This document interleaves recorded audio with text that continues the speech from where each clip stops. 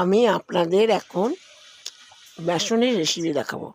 এই বাটিটার মধ্যে রসুন, কাঁচা লঙ্কা বেটে রেখেছি, ম্যাগি মশলা রেখেছি, ঘি রেখেছি, আর এই যে বেসনটা নিয়েছি, বেসনের মধ্যে তেল দিয়ে মাখছি। তেল না দিয়ে মাখলে বেসনের, আমি আন্দাজের মতন এক কাপের মতন বেসন নিয়েছি। ঠাসাই 1 কাপ নয়, এমনি 1 কাপের মতন বেসন নিয়েছি, নিয়ে মধ্যে তেল দিয়ে বেসনটাকে একটু মোলায়েম করে নিলাম, নাহলে কিন্তু বেসনটা লেগে যাবে। এবার কড়াইয়ে তেল আর ঘি দিয়েছি, দিয়ে এই আলুগুলোকে ভেজে নিচ্ছি। আলুগুলোকে ভাজা হয়ে গেলে পরে ছোটো আলু হাফ হাফ করে কেটে নিয়েছি, এবার সিদ্ধ করে নিয়েছি, এবার ভেজে নিচ্ছি। বেসনের তেল দিয়ে বেসনটা ভালো করে মেখে নিলাম, একটু লবণ, একটু হলুদ দিলাম,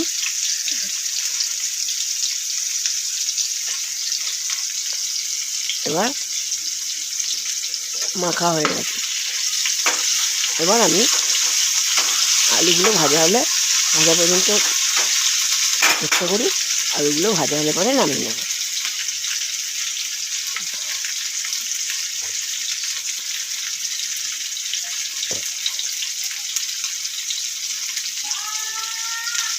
এই বেসনের রেসিপিটা খেতে প্রচণ্ড সুন্দর হয়।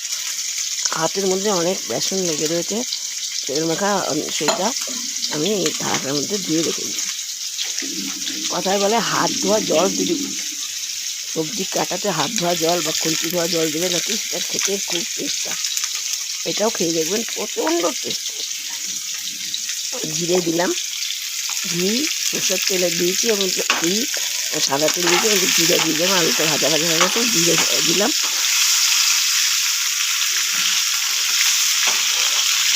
জিরে দিয়ে একটু জিরেটা ফোটা পর্যন্ত রাখলাম।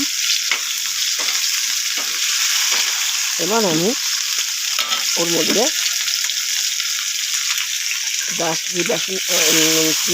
রসুন, কাঁচা লঙ্কা আর ম্যাগি মশলা মিশিয়ে নিয়েছি, ওটা মধ্যে দিয়ে দিলাম, কারণ আমরা শুকনো লঙ্কা খাই না। লাল মরিচ গুঁড়ো দিয়েছি কি কালারের জন্য, এটা তোমার কালারের দরকার নাই, বেসনের কালারটা থাকলেই হবে। আমি রসুন, কাঁচা লঙ্কা, ম্যাগি মশলা মিশিয়ে মধ্যে দিয়ে দিলাম।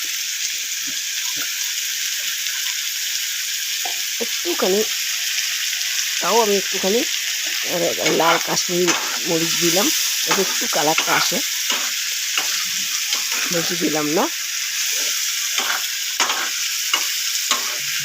এবার নাড়াচাড়া করে করে যে রসুনটা, কাঁচা লঙ্কাটা ভাজা ভাজা হয়ে এসছে, এবার আমি বেসনগুলো দিয়ে দেবো।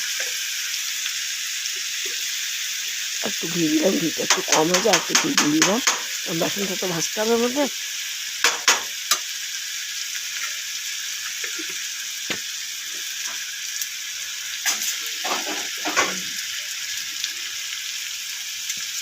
ঘিটা দিয়ে দিলাম,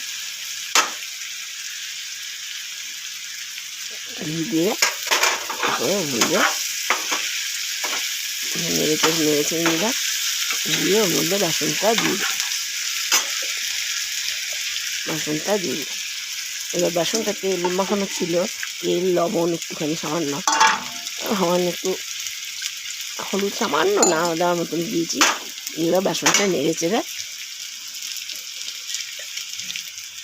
এবার ম্যাগি মশলা, ম্যাগি মশলাটা তখন দিলে, এখন দিলাম ম্যাগি মশলাটা দিয়ে নেড়ে চেড়ে এবার ভালো করে মিশিয়ে নিয়ে জল ঢেলে দেবো। ভালো করে ভাজা মিশে গেলে পরে জল ঢেলে দেবো।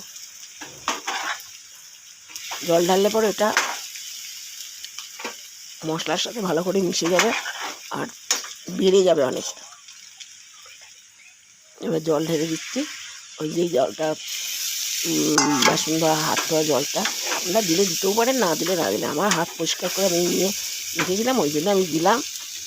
কারণ আমরা ছোটো থেকে শুনে এসেছি যে হাত দিয়ে তরকারি কাটা হয়, মাখা হয়, সে হাত ধোয়া জল দিলে বা খুন্তি ধোয়া জল দিলে নাকি সেটা টেস্ট হয়। এবার দেখুন, নেড়ে চেড়ে এবার নেড়ে দেবেন যাতে তলে না লাগে। জলটা শুকিয়ে গেলে পরে আর একটু জল দিই,